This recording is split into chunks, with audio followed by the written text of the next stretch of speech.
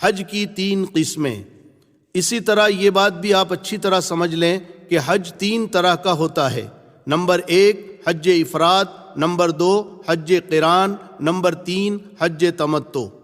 Number 1 حج افراد اس حج کو کہتے ہیں جس میں میقات سے صرف حج کی نیت سے احرام باندھا جاتا ہے اور مکہ مکرمہ پہنچ کر حج کے ختم پر وہ احرام اتر جاتا ہے۔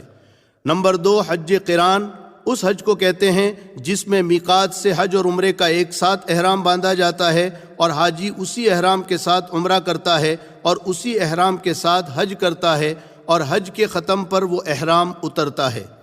نمبر 3 حج تمتع اس حج کو کہتے ہیں جس میں میقات سے حاجی صرف عمرے کی نیت کر کے احرام باندھتا ہے، مکہ مکرمہ جا کر عمرہ کر کے وہ احرام اتار دیتا ہے، پھر 8 ذی الحجہ کو حج کے لیے احرام باندھ کر حج کرتا ہے۔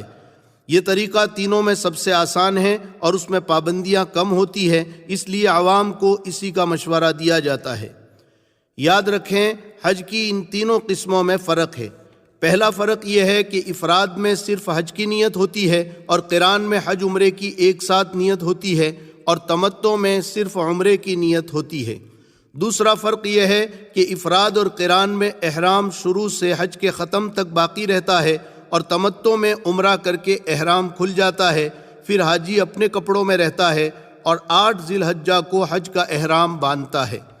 تیسرا فرق یہ ہے کہ قران اور تمتع میں حج کی قربانی واجب ہے جبکہ افراد میں حج کی قربانی واجب نہیں بلکہ مستحب ہے۔ تینوں قسموں میں افضل کیا ہے؟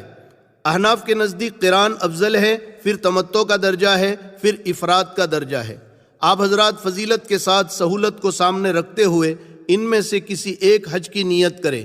بہتر یہ ہے کہ اگر آپ 8 ذی الحجہ سے کچھ پہلے مکہ مکرمہ پہنچتے ہیں یا پہلے مدینہ منورہ جا کر پھر 8 ذی الحجہ کے قریب مکہ مکرمہ پہنچتے ہیں تو آپ قران کا احرام باندھیں، اس لیے کہ آپ کو زیادہ دن احرام کی پابندیوں میں نہیں رہنا ہوگا۔